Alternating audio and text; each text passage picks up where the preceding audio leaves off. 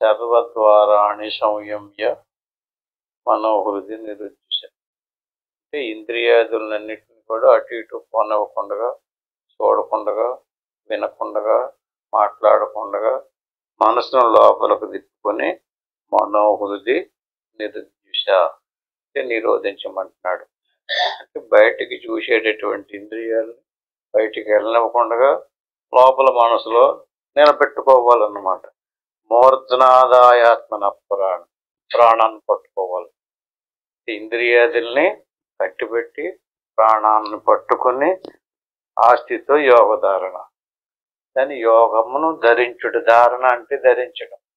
దీన్ని యోగాన్ని ఈ రకంగా యోగాన్ని ధరించి ఓమిచ్చేకాక్షరం బ్రహ్మ వ్యవహారాన్ మనుస్మర అంటే బ్రహ్మమును వ్యవహారికంగా ఓం అంటారు. అంటే ఓంకారం అనేటువంటి అక్షరాన్ని అనుసంధించుతూ యహ ప్రజాతి సజందేహం సయాతి పరమాంగతి. ఈ రకమైనటువంటి అభ్యాసంలో ఎవడైతే ఈ సాధనలో శరీరాన్ని వదులుతాడో సయాతి పరమాంగతి, అతను పరమగతిని పొందుతాడు. మరొకసారి చూడండి. సర్వద్వారాణి సంయమ్య మనోహృది నిరుద్యుష మూర్ధనాదాయాత్మన ప్రాణ ఆస్థితో యోగధారణం ఓమిచ్చేకాక్షరం బ్రహ్మ వ్యవహారాన్ మనుస్మరం యహ ప్రజాతి సజందేహం సయాతి పరమాంగతి. ఇది ఆల్రెడీ మనం చాలా విపులంగానే చెప్పుకోవడం జరిగింది. దాని తర్వాత శ్లోకాన్ని చూద్దాం. అనన్య చేత సతతం యో మాం స్మరతి నిత్యశః తస్యాహం సులభః పార్థ నిత్యయుక్తస్య యోగినః. ఈ రకమైనటువంటి అభ్యాసం, ఈ రకమైనటువంటి సాధన ఎవరికి సులువు అవుతుందో చెప్తున్నాడు. అనన్య చేత సతతం యో మాం స్మరతి నిత్యశః. అనన్య చేతము అంటే రెండు వస్తువులు ఉన్నాయి ఇక్కడ విషయంలో. ఒకటి అనాత్మ, ఇంకొకటి ఆత్మ. ఒకటి చైతన్యము, ఇంకొకటి జడము. ఒకటి ప్రకృతి, ఇంకొకటి పురుషుడు. ఈ రకంగా అనన్య చేత సతతం అంటే అనాత్మని వదిలి ఆత్మస్వరూపాన్ని సతతం ఎల్లప్పుడూ యో మాం స్మరతి నిత్యశః. అంటే ఏ చైతన్య స్వరూపం అయితే ఉందో అది మన అందరిలోనే ఉంది. అది మనకు ఆత్మస్వరూపంగా ఉంది. అటువంటి ఆత్మస్వరూపాన్ని మనం గురి పెట్టాలి. అంటే శ్వాసను పెట్టడం, మనసును ఇంద్రియాలు ఆపడం, అది ఆపడం కోసం. అట్టి మీద ఇక్కడ దేన్ని పట్టుకోవాలంటున్నాడు? శ్వాస మనసుని ద్వారా ప్రయాణం చేసి దేన్ని పెట్టుకోవాలి? ఆత్మను పట్టుకోవాలి. అనన్య చేత సతతం. ఇక్కడ అన్యము అనన్యము అనాత్మ సంబంధించింది వదిలేయాలి. ఇక్కడ ఇంకో సీక్రెట్ కూడా చెప్పారు. ఏమిటంటే దేవుడు మనకంటే వేరేగా ఉన్నాడు అనుకోవటం అన్యము. దేవుడు మనలో ఆత్మగా ఉన్నాడు, అందరిలోనే ఆ దేవుడే ఆత్మగా ఉన్నాడు అనేటువంటి భేదభావన లేకుండా అనన్యం.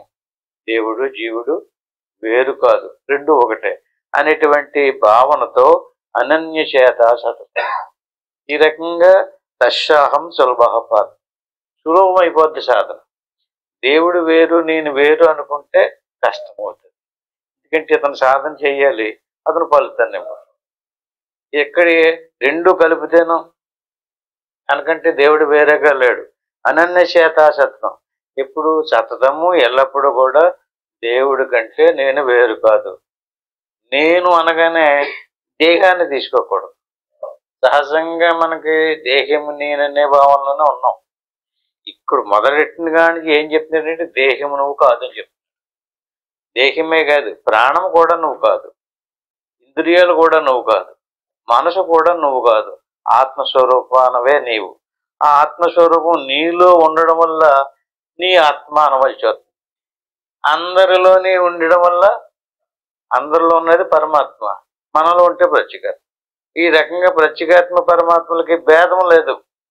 అంటే దేవుడికి మన ఆత్మకి పరమాత్మకి ప్రత్యేకాత్మకి పరమాత్మకి భేదం లేదని తెలుసుకుని తస్యాహం సులభః పార్థ. ఈ రకంగా అభ్యాసం చేసినటువంటి వాడికి సులభమైపోతుంది సాధన. నిత్యయుక్తస్య యోగిన. ఈ రకంగా ఈ భావంలో నిత్యము సాధన చేయమంటున్నాడు. ఈ రకంగా నన్ను వదిలేసి మా ముపేచ్ఛ పునర్జన్మ దుఃఖాలయ మసాజ్. భగవంతుని పట్టుకోమంటున్నాడు. భగవంతుని పట్టుకోవలసింది వదిలేసి భగవంతుడు కానటువంటిది, అంటే ఆత్మ కానటువంటిది అనాత్మని, చైతన్యాన్ని కానటువంటి జడాన్ని పట్టుకుని మా ముపేచ్ఛ పునర్జన్మ దుఃఖాలయ మసాజ్. ఏం పొందుతాడు? అశాశ్వతమైనటువంటిది, దుఃఖాలకు నిలయమైనటువంటిది శరీరాన్ని పొందుతాడు. అదే పరమాత్మ ధ్యానంలో నాప్ను వంతు మహాత్మానం సంసిద్ధిం పరమంగతి. అదే ఆత్మస్వరూపాన్ని ధ్యానం చేసినటువంటి వాడు పరమాత్మ పొందుతాడు. ఆత్మస్వరూపాన్ని వదిలేసి వేరువేరుగా వేరువేరు భావాల్లో ఎవడైతే అభ్యాసం చేస్తూ ఉంటాడో వాడు ఏమవుతాడు? పునర్జన్మ దుఃఖాలయ మశాశ్వతం. పునర్జన్మ అంటే మళ్ళీ ఈ శరీరం ధరించడం అన్నమాట. ఆల్రెడీ ఇప్పుడు ధరించి ఉన్నాం, ఇది శాశ్వతం కాదు. ఎందుకని? ఎప్పుడొకప్పుడు ఇది మళ్ళీ పోతుంది. మళ్ళీ పోయినప్పుడు మళ్ళీ పునర్జన్మ మళ్ళీ వస్తుంది. మళ్ళీ వచ్చిందనుకోండి, ఎలాంటిది ఇది? ఇప్పుడు ఎలాంటిదో రేపు కూడా ఇలాంటి మన జన్మ వస్తుందని చెప్పడానికి వెళ్ళలేదు. కానీ శరీరం అంటూ వస్తే అది ఎలాంటిది? దానికి ఏం పేరు పెట్టాడైనా? ఇప్పుడు ఎలాగైతే ఇది శాశ్వతంగా ఉండదు, అది కూడా అలాగే శాశ్వతంగా ఉండదు, అశాశ్వతమైంది.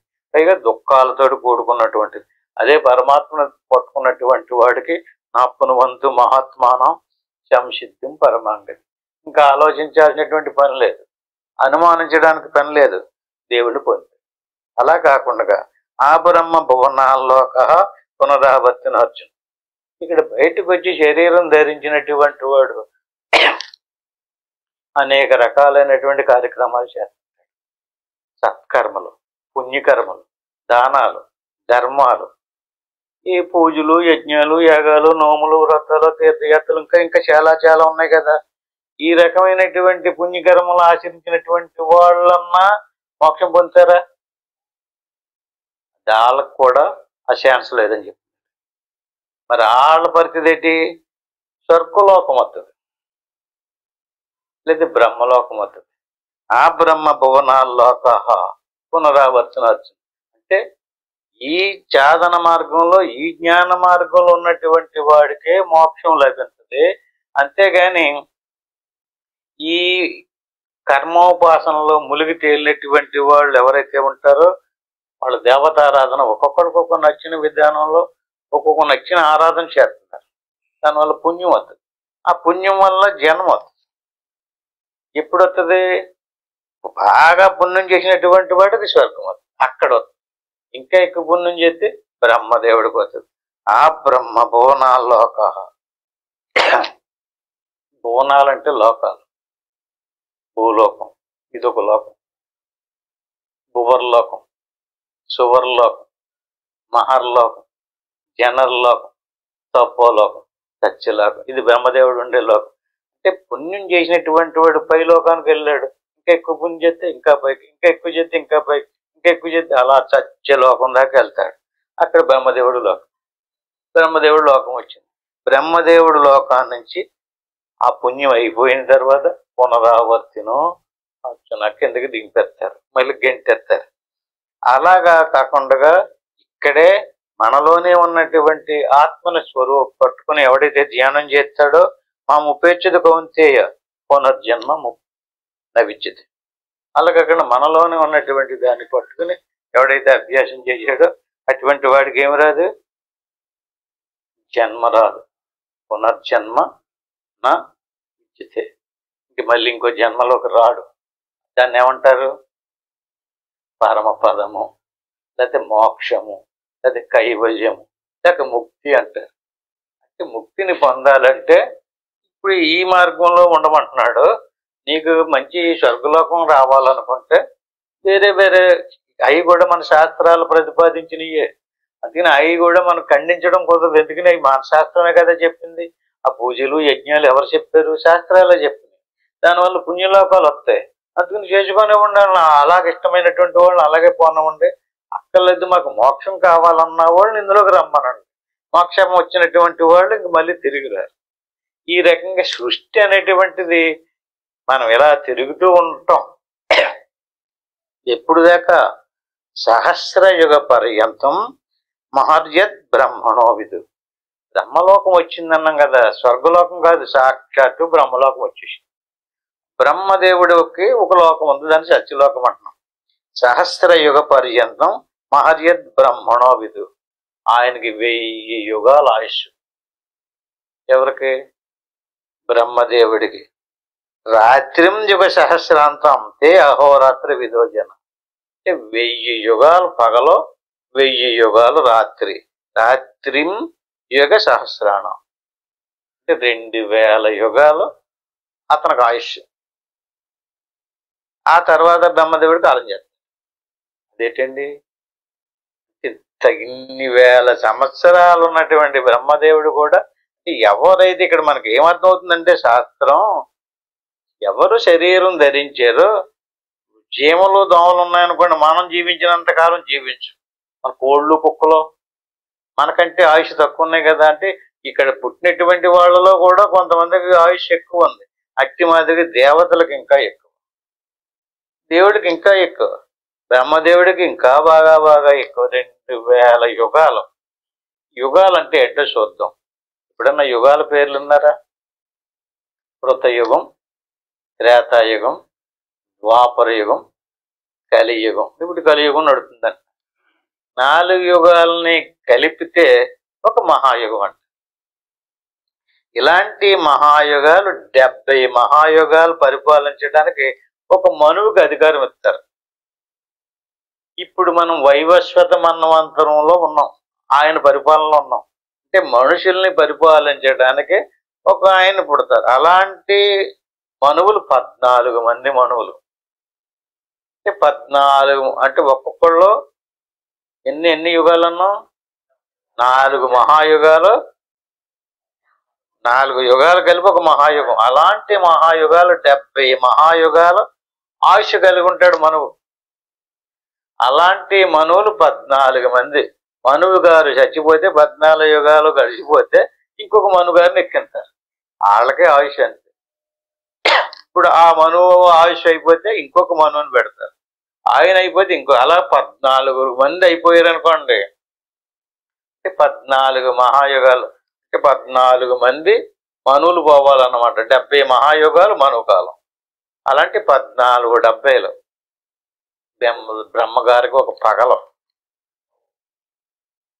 ఒకసారి ఆలోచించండి. అంటే పగటి కాలంలో, బ్రహ్మదేవుడి యొక్క పగటి కాలంలో 14 మంది మనువులు పుట్టి చనిపోతుంటారు. అప్పుడు బ్రహ్మగారు మళ్ళీ రాత్రి ఏర్పడుతుంది, పగలయ్యింది. 1000 యుగాలు అన్నమాట. 70 మహాయుగాలు కలిపితే ఒక్కొక్క మనువు అన్నాం కదా. అలాంటి 14 మనువుల కాలం అంతరింతే బ్రహ్మదేవుడికి పగలు. ఆయన నిద్ర వస్తుంది. ఆయుష్ అయిపోలేదు, నిద్రపోతాడు అతను. ఈ నిద్రపోయినప్పుడు ఏమవుతుంది?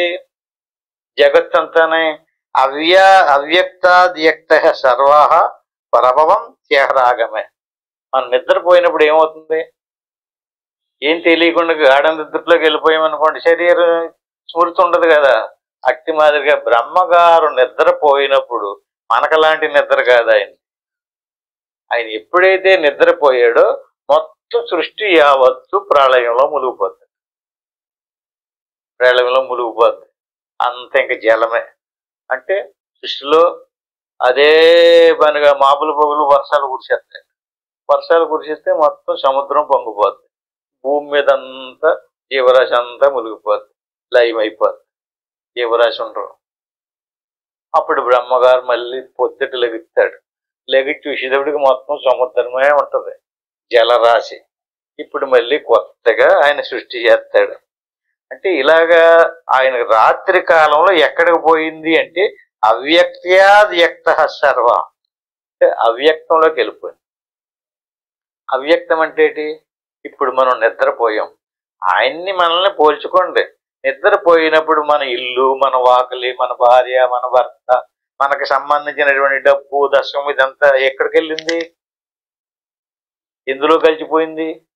ఏం తెలదో, తెలియకుండా పోయింది. దాన్ని వ్యక్తం కాని తిథి. ఎప్పుడో చెప్పలేకపోతున్నారు. ఇప్పుడు పెద్ద పెద్దవాళ్ళు కూడా నిద్రలో మనసు పోయిన తర్వాత ఎలా ఉంటుందని అడిగారు అనుకోండి, ఏమని చెప్తాడు అతను? ఏమి తెల్లండి, అక్కడ ఏమీ లేదండి, అంత శూన్యం అండి అంటున్నాం కదా. తెలివి తక్కువడు కాదు, తెలివైనోడు కూడా చెప్పడానికి తెలివి లేదు అక్కడ. ఏమీ లేదు, అంత గాఢ నిద్ర. ఈయన గారి వ్యవహారం కూడా అంతే, అవ్యక్తంలోకి వెళ్ళిపోయింది. అవ్యక్తంలోకి వెళ్ళిపోతే ఏమీ ఉండదు, ఇంకేమీ తెలియబడదు, మొత్తం అంతా జీవరాశి అంతా లయమైపోయింది. ఇప్పుడు 1-2 గంటలు ఊరుకుంటే మనం మేలుకొస్తాం. ఇంకొక విషయం చూడండి, మనం నిద్రపోతాం కదా, నిద్రపోయినప్పుడు మనం సంతకాడ పడుకుని పొద్దుట విషయం నేను అసలు మెలకువే రాలేదంట. గాఢ నిద్ర ఎంచేపు కూడా 3 నిమిషాలు దాటి ఉండదట, అంతకు మించి ఉంటే తిరిగి రాడట. అంటే మళ్ళీ ఒకసారి ఉన్నానో లేదో చూసుకోవడానికి మనసు వస్తుంటుంది అనమాట, మెలకు వస్తుంటుంది. మళ్ళీ ఈ టైపుగా ఆ టైపుగా దొల్లి మళ్ళీ పడుకుంటాడు. అంటే అలా దొల్లకుండా కదలకుండా మెలకు రాకుండా ఇంకా అలా తెల్లార్లు ఉండిపోవటం ఎవరి వల్ల జరగదు. అలాగే తెల్లార్లు కదలకుండా నిద్రపోతే 8 నిమిషాలు పడుకుంటాడు. మిగతా సమయం అంతా పడుకోవటం 2 గంటలు, 8-10 గంటలు పడుకుంటాడు, కానీ నిమిషాలు 8 ఉంటాయి. అంటే మనసు మళ్ళీ వచ్చేస్తుంటుంది. నిద్ర అలా మనసు రాకుండా ఉండదు కదా, ఆయనకి అలా రాదు. అప్పుడు ఏమవుతుంది జీవరాశి? మనకే నిద్రలోకి వెళ్ళిపోయి తిరిగి రాకపోతే మళ్ళీ ఏమైపోతుందో, గుండె ఆగిపోతుందేమో. ఎందుకంటే ఎక్కువసేపు సంకల్పం రాలేదనుకోండి, పంచేది గుండె కొట్టేసుకుంటుంది. ఆలోచన పడిపోకూడదు. అందుకే మన సాధనలో కూర్చున్నప్పుడు శ్వాస సన్నగిల్లి మనసు ఆగుతుంది అనుకోండి, తనకలాడుతుంది అనుకోండి, గుండె దడదలాడుతుంటది. ఇంకా అయిపోతుందేమో, ఏదో జరిగిపోతుందేమో అని చెప్పేసి కంగారు పడుతుంటుంది. దేనికని ఆగిపోతుంది. ఈ ఆగిపోవటం ఎలాంటిది? ఆత్మ సమాధిలోకి వెళ్తుంది, ఇది నిద్రలోకి వెళ్తలేదు. నిద్రలోకి వెళ్ళేది ఎలాంటిది? అవ్యక్తం, అది శూన్యం. సమాధిలోకి వెళ్ళేది శూన్యం కాదు, ఎరుకలోకి వెళ్తుంది, ప్రకాశంలోకి వెళ్తుంది, తెలుగులోకి వెళ్తుంది, జ్ఞానంలోకి వెళ్తుంది. అంచేది ఇది ప్రమాదం ఉండదు, స్వరూపంలోకి వెళ్తుంది. అక్కడ మనసు రాకపోయినా కూడా పర్వాలేదు, ఎందుకంటే మోక్షం పొందుతాడు. ఈ స్థితిలో, ఈ అవ్యక్త స్థితిలో మోక్షం పొందడు, మళ్ళీ తిరిగి వస్తాడు. అంచేత అవ్యక్త్యాద్యక్తయ సర్వాహ పరభవం త్యారాహం. అంటే అవ్యక్తం నుంచి మళ్ళీ వ్యక్తం అవుతుంది ఆయనకి మెలకు వచ్చినప్పుడు. మళ్ళీ జీవరాశిని అంతటినీ, మనుషులు ఎలా ఉండాలి, పశువులు ఎలా ఉండాలి అని కొత్తగా సృష్టించాడు జీవరాశిని అంతటినీ కూడా. రాత్రి ఆగమే ప్రళయంతే తత్రైవ అవ్యక్త సంజ్ఞకి. ఇలాగే ఎప్పటి నుంచో జరుగుతుంది. బ్రహ్మగారు నిద్రపోయినప్పుడు సృష్టి లయమైపోవటము, ఆ తర్వాత మళ్ళీ సృష్టి ప్రారంభించబడటం అనే ఇది ఒక కాలం యొక్క ప్రమాణం. అంటే కలియుగం, కృతయుగం, త్రేతాయుగం, ద్వాపరయుగం, కలియుగం. ఈ లెక్కలేటి 34 లక్షల సంవత్సరాల కలియుగం. అంటే మహాయుగం అన్నాం కదా, 4 యుగాలే చెప్పాం కానీ అసలు దాని లెక్క చెప్పలేదు. కలియుగం అంటే ఇంచుమించుగా 34 లక్షల సంవత్సరాలు దాని పరిణామం, కలియుగ పరిణామం. దానికి రెట్టింపు ద్వాపరయుగం. అంటే 34 64 లక్షల సంవత్సరాల ద్వాపరయుగం. దానికి రెట్టింపు త్రేతాయుగం. అంటే 120 లక్షల సంవత్సరాలు అన్నమాట. అంటే ఉజ్జాయింపుగా చెప్తుందండి. దానికి రెట్టింపు కృతయుగం. అంటే భూలోకానికి, కలియుగానికి రెట్టింపు ద్వాపరం, ద్వాపరానికి రెట్టింపు త్రేతాయుగం, త్రేతాయుగానికి రెట్టింపు కృతయుగం.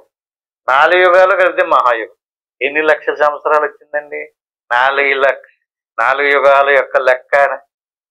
అలాంటి యుగాలు ఈ 4 కలిపితే ఒక మహాయుగం. ఇలాంటి మహాయుగాలు 70 మహాయుగాలు మనువుది. ఇలాంటి యుగాలతో కూడుకున్నటువంటి సహస్ర యుగ పర్యంతం. అప్పుడు బ్రహ్మగారు ఆయన ఆయుష్ అయిపోయినప్పుడు 100 సంవత్సరాలు అయిన ఆయుష్. ఒక పగటి కాలంలో సృష్టి ఏర్పడి రాత్రి కాలంలో లయమైపోతున్నాం మనం. అదే మరి ఆయన నిద్రపోయినప్పుడు ఎన్నాళ్ళు పడుతుందో చూడండి. 1000 సంవత్సరాలు ఆయన నిద్రలో ఉంటాడు. అప్పుడు అంతా శూన్యమే. ఇంకా మళ్ళీ ఆయన మెలకు వచ్చిన తర్వాత సృష్టి చేస్తున్నాడు. ఆయన స్మరణింతేనా అంత బేగి సృష్టి ఏర్పడదు. అప్పుడు మళ్ళీ ఎన్నో యుగాలకి విష్ణుమూర్తి యొక్క నాభి కమలం నుంచి బ్రహ్మదేవుడు పుట్టుకు రావడము, ఆ బ్రహ్మగారు మళ్ళీ సృష్టి ఏర్పాటు చేయటం అని. ఈ రకంగా బ్రహ్మగారు కంటే విష్ణు గారు ఆయుష్ ఎంత ఉంటుందో చూడండి. ఆయన కంటే ఈశ్వరుడు ఆయుష్ ఇంకా ఎక్కువ. అంటే ఇలా అందరూ వచ్చినటువంటి వాళ్ళు వీళ్ళందరూ పోయినప్పుడు ఇంకా ఎన్నో యుగాలు అంత అవ్యక్తంలోనే ఉంటుంది. ఈ అవ్యక్తం ఎందులో కలుగుతుంది? అక్షరం. అక్షరం అంటే నాశనం లేనటువంటిది. ఇలాగా భూతగ్రామస్య ఏవాయం భూత్వా భూత్వా ప్రలీయతే. భూతగ్రామం అంటే సముదాయానికి మనం గ్రామం అంటున్నాం కదా, గ్రామం అంటే ఒక ఊరు కదా. భూతగ్రామం అంటే ప్రాణికోటి యొక్క సముదాయానికి భూతగ్రామం అని పేరు. భూతగ్రామస్య ఏవాయం భూత్వా భూత్వా ప్రలీయతే. ఈ రకంగా సముదాయం అంటే ఒక్కళ్ళ గురించి చెప్తలేదు ఈయన, మొత్తం ప్రాణికోటిని అంతటినీ చెప్తున్నాడు. భూతగ్రామస్య ఏవాయం భూత్వా భూత్వా ప్రలీయతే. మళ్ళీ మళ్ళీ పుడుతుంటారు, మళ్ళీ మళ్ళీ పోతుంటారు. ఈ ప్రాణికోటితో పాటు మనం వచ్చాం. అందరూ పోయినప్పుడు మనం పోతాం, అందరూ వచ్చినప్పుడు మనం వస్తాం. ఇలా పుట్టడము చావడము పుట్టడము. రాత్రాగమే వశపారద ప్రభోత్యాగరాగమే. రాత్రి కాలంలో ఏమి తెలియకుండా పడి ఉండడం, లయమైపోవడం, మళ్ళీ మెలకు వచ్చినప్పుడు పుట్టడం జరుగుతుంది. అనాది నుంచి జరుగుతుంది. కానీ మోక్షం లేదు. పుణ్యం చేసుకుంటే ఏదో ఫలితం, పాపం చేసుకుంటే వేరే ఫలితం. పుణ్యం చేసుకుంటే ఇప్పుడు ఏం చెప్పాడు ఈయన? ఆత్మ అనాత్మ రెండింటి యొక్క లక్షణాలు తెలుసుకుని అనాత్మను వదిలేసి ఆత్మను గూర్చి ధ్యానించడం.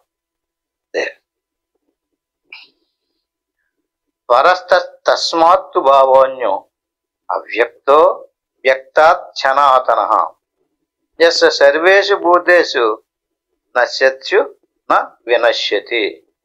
ఎవరైతే ఈ రకమైనటువంటి జ్ఞానం తెలుసుకుంటారో అటువంటి వాళ్ళు తస్మాత్తు భావోన్యో అవ్యక్తో వ్యక్త సనాతన. ఇదంతా అవ్యక్తంలోకి వెళ్ళడం, మళ్ళీ పుట్టుకురావడము. యస్య సర్వేషు భూతేషు నశ్యస్యు నా వినశ్యతి. ఈ లోపల నుండి వాడు ఇన్ని యుగాల నుంచి పోవటము రావడము జరుగుతున్నది కదా, వీడికి మాత్రం నాశనం లేదు. వాడికి ఇన్నిసార్లు మన సంవత్సరం మన ఆయుష్ను బట్టి పోతున్నాం కదా. బ్రహ్మదేవుడి ఆయుష్లో పోతున్నాం, యుగాలు మా లైవ్ అయిపోతున్నాం, కానీ అప్పుడు కూడా సావటం లేదు. అంటే ఆయన మళ్ళీ మెలుగులోకి వచ్చి మళ్ళీ ఏదో ఉపాధులను తయారు చేసేదాకా తిరుగుతానే ఉంటారు. అసలు హుషారు ఆలోచించండి. ఎంత సర్వేషు భూతేషు నచ్చచ్చు నా వినశ్యది. వీడికి చావలేదు. నీకు చాలాసార్లు చెప్తున్నాను, జీవి పుట్టలేదు, పుట్టింది శరీరమే, చనిపోయేది కూడా శరీరమే. అంచేత ఇప్పుడు ఈయన ఏం చెయ్యాలి? సావు పుట్టుకలు లేనటువంటి సచ్చిదానంద స్వరూపమైనటువంటి జీవాత్మని పరమాత్మలో విలీనం చేస్తే ముక్తిని పొందుతాడు. అలా పొందకుండా అలా చెయ్యకుండా ఎవడైతే ఉంటాడో ఈ రకంగా ఇలా తిరుగుతూనే ఉంటాడు. ఎంతకాలం దాకా? ఎప్పుడు దాకా తెలుసుకోవడం, తెలుసుకున్న తర్వాత దానికి సంబంధించినటువంటిది అభ్యాసం చెయ్యడో అంతవరకు తిరుగుతూనే ఉంటాడు. అలా తిరుగుతూ వెళ్తూ వస్తూ ఉండేటప్పుడు అన్నిసార్లు మన జన్మ రాదు. మనం ప్రతిసారి వచ్చిన ప్రతిసారి పుణ్యమే చెయ్యం కదా, పాపం కూడా చేస్తుంటాం.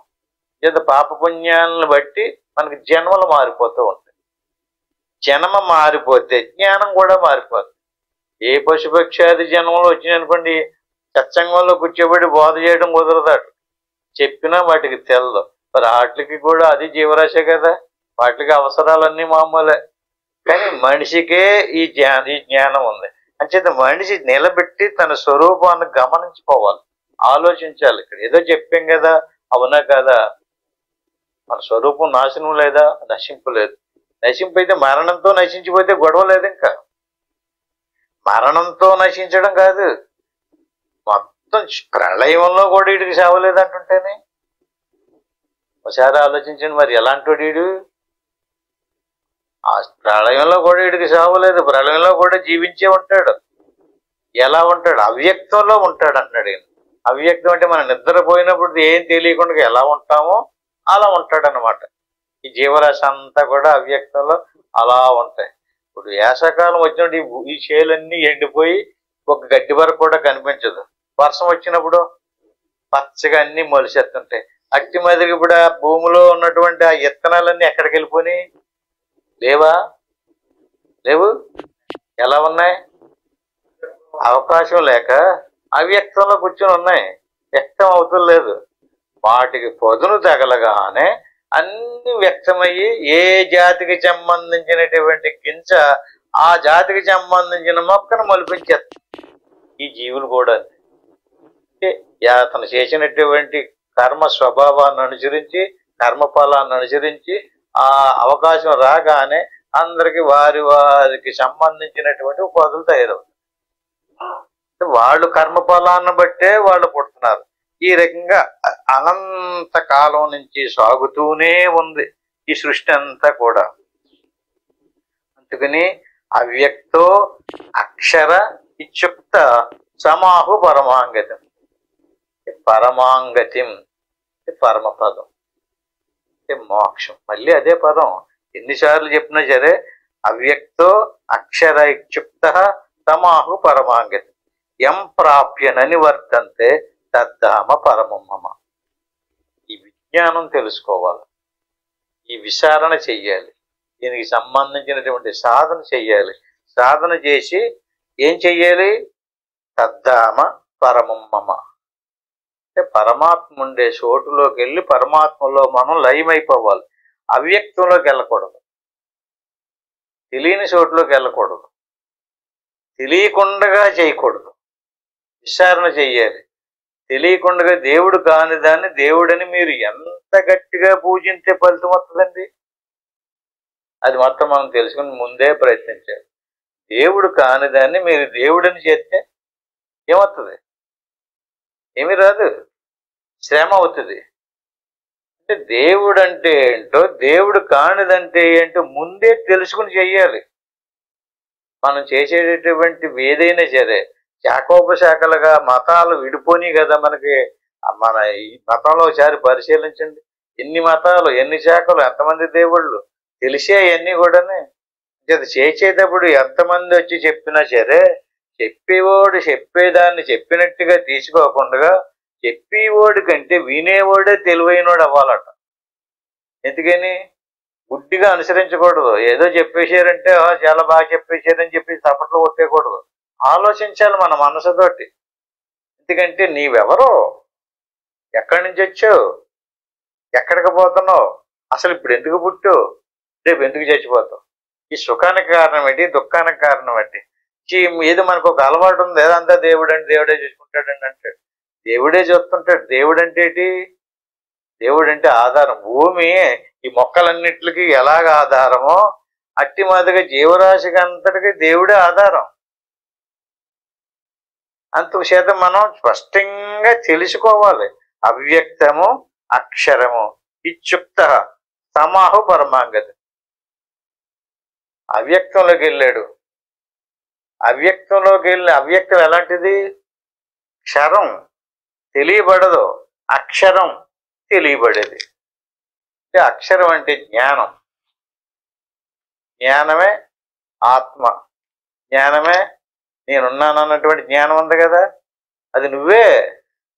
కానీ ఎలా ఉన్నావు అంటున్నావు? పుట్టింది కదా, ధరించి వచ్చింది కదా, దానిగా ఉన్నాను అంటున్నాడు.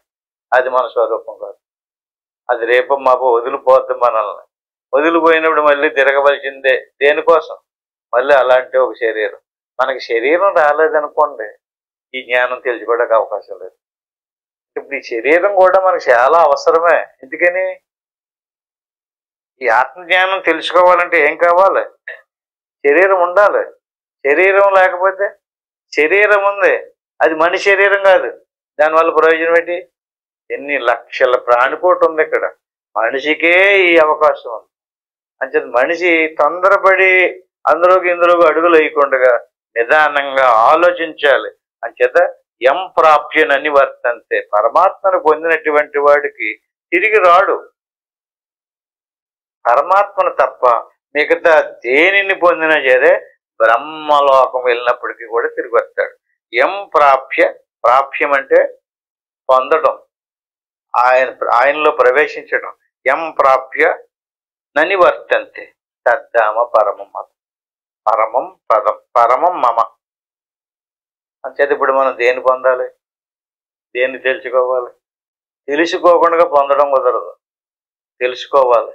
తెలుసుకున్న తర్వాత ఎలాగెళ్ళాలో దారి తెలియాలి, తెలుసుకోవాలి, ఆ దారి పట్టుకుని అభ్యాసం చేయాలి. అంచేత ఎం ప్రాప్యనని వర్తంతే, నన్ను పొందినటువంటి వాడు తిరిగి జన్మకి రాడు, తిరిగి రాడు. నన్ను తప్ప ఇంక నువ్వు దేనిని పొందినా సరే, ఆఖరికి బ్రహ్మదేవుడు లోకం వచ్చినా సరే నువ్వు తిరిగి వచ్చావు. ఇది మనం బాగా దృష్టి పెట్టుకోవాలి. చూడండి, కింద శ్లోకం కూడా అదే మాట. ఏమని? ఆ బ్రహ్మ భువనాల్లోగా పునరావర్తనార్చన. ఈ రకంగా పురుషస్య పరః పార్థ భక్త్యా లభ్య స్వనన్యయ యశాంతస్థాని భూతాని ఏన సర్వమిదం తతం. పురుషస్య పరః పార్థ, పురుషుడు, పరుడు, భక్త్య లభ్య స్వనన్యయ. పదాలు చూడండి. అంటే భూతాని ప్రాణికోటి యశ, ఎవరి యొక్క అంతస్థాని లోపలనున్నదో, ప్రాణికోటి నువ్వు నేను మొత్తం అందరూ కూడా ఈ పురుషస్య ఎక్కడున్నాడు? ఆయన అన్ని పొందినటువంటి వాడు తిరిగి రాడన్నాడు కదా. ఆయన నాకెక్కడ తెలుస్తాడండి? ఆయన ఎక్కడో ఉన్నాడండి, ఏదో దేశంలోనో లేదా ఏదో లోకంలోనో ఏదో ప్రాంతంలో ఉన్నాడు అంటారు కదా. అంటే ఏమని చెప్తున్నాడు ఇక్కడ చూడండి. అంతస్థాని, లోపల. అంతం అంటే లోపల, స్థాని అంటే ఉన్నవాడు. ఆయన అడ్రస్ ఎక్కడుంది? మన శరీరంలో ఉందంట. ఇది ఒక ఇడ్డూరం చూడండి. ఆ దేవుడు గారు ఎక్కడ కూర్చున్నాడండి? మన శరీరం లోపల కూర్చున్నాడు. ఈయన ఎవని చేత సర్వము సమస్తమైన ఏదో ఈ జగత్తు సతం వ్యాపించి ఉన్నది. అంటే మన లోపల ఎవడైతే ఉన్నాడో వాడి చేతనే ఈ జగత్తంతా వ్యాపించి నిలబడింది. మన లోపల ఈ ఆత్మ చైతన్యం లేదనుకోండి, మనకి ఏమి తెలియదు, ఇంకా అలా చూస్తుంటాం అంతే. మనకి తెలివి ఎక్కడి నుంచి వచ్చింది? ఈ జ్ఞానం ఎక్కడి నుంచి వచ్చింది? లోపల ఆయన ఉన్నట్టు ఉండడం వల్లే. ఆ లోపల ఉన్నటువంటి వాడు జగత్తుతం వ్యాపించింది. సహ ఆ పర, శ్రేష్టమైనటువంటి పురుషుడు అనన్యయ, తనకంటే ఇతర ముఖాన్ని భక్తియాతు, భక్తి చేతనే లభ్యుడు. పదం ఏంటండి? ఈ పురుషుడు ఎలాంటి వాడు? నీకంటే వేరైన వాడు కాదు. ఇదేంటండి? అన్యం అంటే నీకంటే వేరు, అనన్యం అంటే నీకంటే వేరుగా లేడు. ఎవరైనా నీ లోపల ఎవడైతే ఉన్నాడు అంటున్నారో వాడు నీకంటే వేరుగా లేడు. ఎంత చక్కటి మాట అండి, ఎంత అదృష్టమైన మాట అండి. ఏ దేవుడైతే ఉన్నాడని అంటున్నాడో ఆయన నీకంటే వేరేగా లేడట. అంటే నువ్వెవరవో? నీకు వాడికి ఏమి లేదు, భేదం, అనన్యము, భేదం లేదు. ఎలాగా? దేహం కాదు చెప్తుంటేనా? దేహానికి లోపల ప్రాణం ఉంది, ప్రాణాన్ని గురించి చెప్పడం లేదు. జ్ఞానేంద్రియాలు కాదు, కర్మేంద్రియాలు కాదు, మనసు, బుద్ధి, చిత్తం, అహంకారం కాదు. ఎన్నిటికంటే వేరుగా ఉన్నటువంటి పురుషస్య పరపార్థ, లోపల ఉన్నాడు. ఎన్నిటికంటే పరుడు, అన్నిటికంటే వేరైనటువంటి వాడు. అటువంటి వాడు భక్తియా లభ్య స్వనన్యయ, భక్తి చేతనే లభించాడట. ఎలాంటి భక్తిది? అనన్య భక్తి. భక్తిలో కూడా కొన్ని రకాలు ఉన్నాయండి. బాహ్య భక్తి, ఏకాంత భక్తి, అనన్య భక్తి. ఏంటండి? బాహ్య భక్తి. భగవంతుడిని నీకంటే వేరుగా భావన చేసి ఆయనకి నువ్వు ప్రాణం పెట్టేసేసి ఆ దేవుడు అంటే నువ్వు పడి చచ్చిపోయేలాగా నిరంతరము దేవుడు అన్నావు అనుకోండి, అది ఎలాంటి భక్తి? నీకంటే వేరైనా ఆయన వేరు, నువ్వు వేరు. అంటే దాన్ని నీకంటే వేరుగా ఉన్నటువంటి వాని మీద నువ్వు భక్తి కలిగి ఉండడం బాహ్య భక్తి. దానికి ఏదో కొంత ఏదో ఫలితం ఉంటుంది. ఏకాంత భక్తి అంటే ఆ భగవంతుని నీవు ఒంటరిగా కూర్చుని నిరంతరము తలుపేసుకుని ఆయనకు ఒక ఆకారం కల్పించుకుని నీ ఎదురుగుండగా పెట్టుకుని ఆయన పేరుని నేను నిరంతరము స్మరించటం ఏకాగ్రతగా ఏకాంతంగా కూర్చుని ఇది ఏకాంత భక్తి అంటే బాహ్య భక్తి. ఏకాంత భక్తి, అనన్య భక్తి. ఏ భక్తికి భగవంతుడు దొరుకుతాడు అంటున్నాడు? లభ్య త్వనన్యయ, అనన్య భక్తికే లభిస్తాడట భగవంతుడు. అంటే అనన్య భక్తితోడు నువ్వు ఆరాధించాలంటే నీకేం తెలియాలి? ఆయన గురించి నీకు తెలియాలి కదా. చూడండి, పురుషస్య పరాపార్థ భక్తియ లభ్య త్వనన్యయ యశాంతస్థాని పోతానే. ఎవరికి? నీకేనా? కాదు, ఎవరైనా సరే, విశ్వంలో ఎవరైనా సరే ఈ రకంగా అనన్య భక్తి కలిగి ఎవడైతే భగవంతుని ధ్యానిస్తున్నాడో అటువంటి వాడికి భూతాని ఏన సర్వమిదం తతం, అందరూ కూడా ఆ పరమపదాన్ని పొందుతారు, మోక్షాన్ని పొందుతారు. ఈ రకంగా ఆ పరమాత్మ స్వరూపం అందరిలోనే ఉంది. ఆ అందరి స్వరూపమే తన ఆత్మస్వరూపము, దానికి దీనికి భేదం లేదని ఎవడైతే తెలుసుకుని నిరంతరము ఆత్మభావనలో ఉంటాడో అటువంటి వాడికి కర్మ నశించి మోక్షం పొందుతాడు. అలా పొందలేనంత కాలం జీవరాశి అలా తిరుగుతూ ఉంటుంది, వస్తూ పోతూ కాలచక్రం ఇది. ఎన్నోసార్లు ఎంతో మంది వస్తున్నారు, వెళ్తున్నారు. వచ్చినటువంటి వాళ్ళందరూ గొప్ప గొప్ప కార్యాలు కూడా చేస్తున్నారు కదా. వచ్చినటువంటి ప్రతి ఒక్కడికి దేని మీద ఉంటుంది ఆశ? ధనం మీద, భార్య బిడ్డల మీద, ఆ శరీరం మీద. దేవుడి మీద ఉండదు. దేవుడి మీద మనసు పెట్టుకున్నటువంటి వాడు దేవుడు అవుతాడు. మరి దేని మీద పెడుతున్నాం మనం? వస్తువు మీద పెడుతున్నాం, బాహ్య వస్తువుల మీద పెడుతున్నాం. ఆ భగవంతుడిని కూడా దేనికి ఆరాధిస్తున్నాం మనం? దేనికంటే మనకి ఏ బాధలు లేకుండా, ఏ కష్టాలు లేకుండా, ఏ లోటు లేకుండా అన్ని సమకూర్చి పెడతాడని చెప్పేసి ఆరాధన చేస్తాం. అంచేత భగవంతుడిని దేనికి ఆరాధించారు అంటే అవి ఇవ్వడానికి కాదు, అవి కూడా ఇస్తాడైనా. ఏం కావాలో భగవంతుని కోరుకోవాల్సింది? మోక్షం, పరమపదం, నన్ను నీలో కలిపేసుకో అని కోరాలి. ఎవడైతే పరమాత్మ స్థానంలోకి వెళ్ళిపోడో అటువంటి వాడు మోక్షాన్ని పొందుతాడు. ఈ రకంగా ఎత్ర కాలే తనావృత్తి మా వృత్తిం చైవ యోగిన. ఈ రకంగా నిరంతరము విచారణ చెప్తున్నాడు, జ్ఞానం గురించి చెప్తున్నాడు, సాధన గురించి కూడా చెప్తున్నాడు. ఈ రకంగా ఎత్ర కాలే త్వనావృత్తి మా వృత్తిం చైవ యోగిని ప్రయాతాయాంతితం కాలం వక్ష్యామి భరతర్షభ. ఇక్కడ 2 శ్లోకాలు చెప్తున్నాడు, 23, 24 శ్లోకం. ఇంకో శ్లోకం ఏంటంటే అగ్నిర్జ్యోతిర శుక్ల షణ్మాస ఉత్తరాయణ తత్ర ప్రయాత గచ్చంతి బ్రహ్మ విదో జన. ఇంకో శ్లోకం ఏంటి?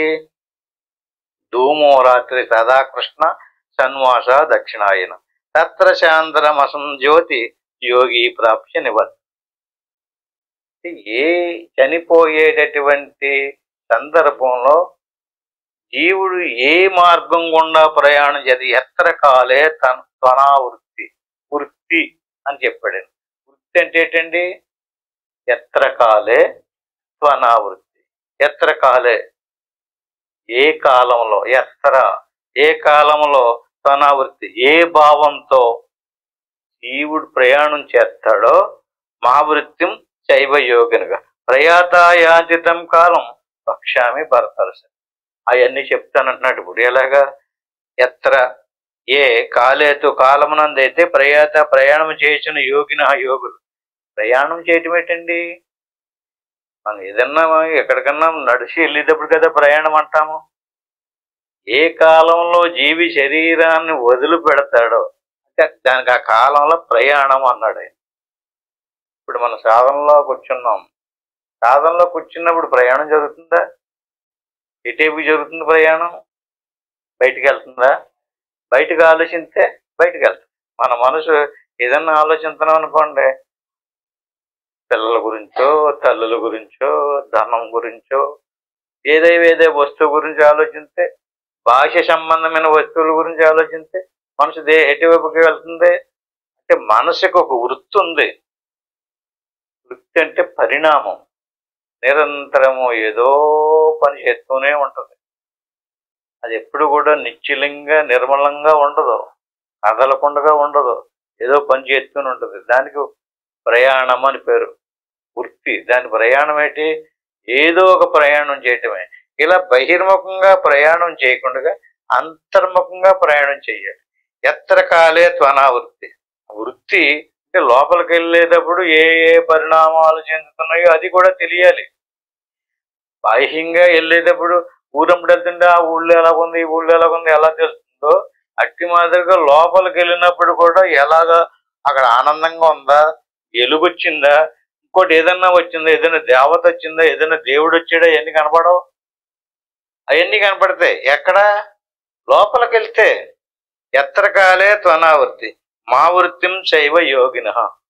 యోగాభ్యాసం చేసినటువంటి సాధకుడికి ఇలాంటి అనేకమైనటువంటి ఎదురవుతాయి. ప్రయాతాయాతితం కాలం వక్ష్యామి భరతర్ష. ఇది ఖచ్చితంగా తెలుసుకోవాలి. అందుకనే సాధన చేసేటప్పుడు మీరు ఎంతసేపు కూర్చుంటున్నారు, మీకు ఎలాంటి అనుభవాలు వస్తున్నాయి, అక్కడ ఎలాంటి దర్శనాలు అవుతున్నాయి, మీకు ఏం కనపడుతుంది, ఏం వినపడుతుందని అడుగుతుంటాం కదా. మాకేం తెలుస్తలేదండి, అలా కాసేపు కూర్చుంటున్నాం, ఆ తర్వాత నిద్రొస్తుందండి, అంతే లేచిపోతున్నాం అంటే అది ఏదో ఆలోచన వచ్చిందని అంటున్నాం. ఎందుకని? మనకి సంసారంలో వ్యాపకాలు ఎక్కువ ఉన్నాయనుకోండి, అయ్యే లాక్కుపోతుంటాయి. అందుకని సంసార వ్యాపకాలను కొద్ది కొద్దిగా తగ్గించుకుంటూ లోపలికి ప్రయాణం చేసామనుకోండి, లోపలికి ప్రయాణం చేస్తే ఎన్నో అణుగుతాయి. అణుగినప్పుడు శుద్ధమవుతాయి. ఎప్పుడైతే శుద్ధమైనయో అప్పుడు ఒక రకమైనటువంటి ఎలుగు, కాంతి, ఆనందం, దర్శనం ఏవో అద్భుతమైనటువంటి ఏర్పడుతుంది.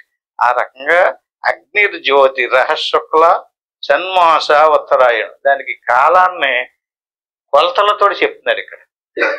అగ్ని, జ్యోతి, శుక్లము. అగ్ని అంటే ఏంటండి? అగ్ని అంటే మనందరం చూస్తున్నాం కదా. అగ్ని ఉంటే ఏముంటుంది అక్కడ? ప్రకాశం ఉంటుంది. అగ్నిర్జ్యోతి, జ్యోతి అంటే ఒక దీపంలాగా, ఒక వెలుగులాంటిది జ్యోతి అంటే. అగ్ని, జ్యోతి. శుక్లం అంటే తెలుపు. అగ్ని, జ్యోతి, శుక్లము, షణ్మాస ఉత్తరాయణం.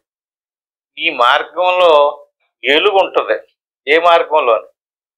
అంతర్ముఖ వృత్తితో ప్రయాణం చేసేటటువంటి సాధకుడికి అగ్ని అంటే శరీరంలో ఒక రకమైనటువంటి ప్రకాశం, తేజస్సు, ఉష్ణం పెరుగుతుంది. సాధన చేసుకున్నప్పుడు శరీరం మీద చెయ్యేసుకుంటే వేడి పెరుగుతుంది. దానివల్ల రోగాలు తగ్గిపోతాయి. ఎవడైతే సాధన బాగా చేస్తాడో అటువంటి వాడికి ఆరోగ్యం కుదురుపడడానికి కారణం ఏంటి? ఉష్ణోగ్రత పెరిగిద్ది అనమాట. అగ్ని, జ్యోతి అంటే సాధన చేసినటువంటి వాడు శరీరం బయటికి కూడా ఒక ఆరా కనపడుతుంది, ఒక ప్రకాశం, ఒక వెలుగు కనపడుతుంటుంది. శుక్లము కాంతివంతంగా తయారవుతారు. శుక్లం అంటే తెలుపు. అగ్నిర్జ్యోతి రహశుక్ల షణ్మాసం ఉత్తరాయణం. తత్ర ప్రయాత గచ్చంతి బ్రహ్మవిదో జనా. ఈ రకంగా శరీరంలోని కాంతి, ప్రకాశం, తెలివి, జ్ఞానం, ఆరోగ్యం ఇవన్నీ అద్భుతంగా జరుగుతాయి. అలాగే జ్ఞానేంద్రియాలు 5, బుద్ధి ఎన్ని? 6. జ్ఞానేంద్రియాలలో జ్ఞానం పెరుగుతుంది, బుద్ధిలో ప్రకాశం పెరుగుతుంది. బుద్ధిర్గతి సూర్య.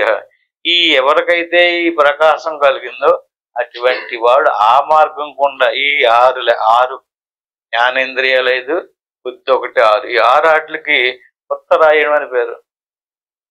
రేపు సంక్రాంతికి ఉత్తరాయణం అంటారు కదా. సంక్రాంతి ఉత్తరాయణం అంటే 6నే. ఈ లెక్క ఇంకా ఇక్కడ చాలా భాష్యంగా సూర్యుడు 12 రాశుల్లో తిరుగుతూ ఉంటాడు. మకర సంక్రాంతి నుంచి ఉత్తరాయణం అంటారు. మకర రాశి మేషము, వృషభము, మిథునము, కర్కాటకము, సింహ ఈ రకమైనటువంటి రాశులు 12 ఒక్కొక్క దాంట్లో ప్రయాణం చేసుకుంటూ మళ్ళీ తిరిగి మకర రాశిలోకి వచ్చితే సగం రాశులు 12లోని 6 రాశులు సూర్యుడు ప్రయాణం చేస్తే ఉత్తరాయణం, మరి ఇంకొక 6 రాశుల్లో కర్కాటక రాశి నుంచి, కర్కాటకం అంటే పీత, మకరం అంటే మొసలి, రెండింటి యొక్క ఇది ఇంకొకసారి చెప్పుకుందాం భాష్యంగాని. అంటే కర్కాటక రాశి అంటే పీత 6 నెలలు, అది అది దాని పుట్టిక ఎలాంటిది, అది నీటిలోనే ఉంటుంది, గట్టు మీద కూడా ఉంటుంది. మకరం అంటే మొసలి గట్టు మీద ఉండదు, నీటిలోనే ఉంటుంది. మకరం మొసలి లాంటిది, పీత అవిద్య లాంటిది. అవిద్యలో ప్రయాణం చేసినటువంటి వాడు తిరిగి వస్తాడు. అవిద్య ప్రయాణం ఏది? కర్మేంద్రియాలు, మనసుని.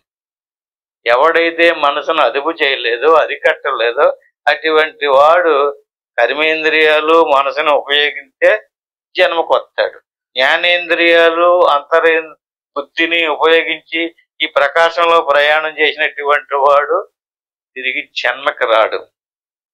ధూమో రాత్రి, ధూమం అంటే పొగ, రాత్రి అంటే చీకటి.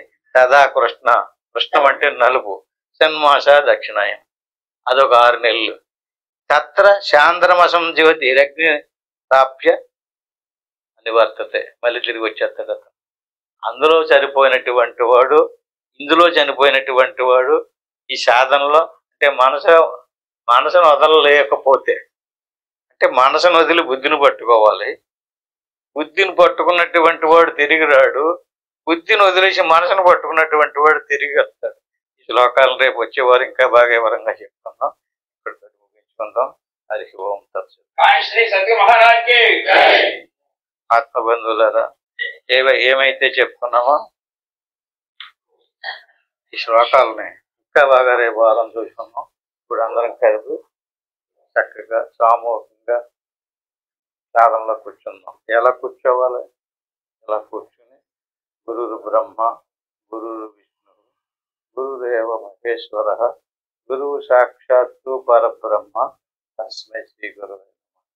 దీన్ని గురుమంత్రం అంటారు.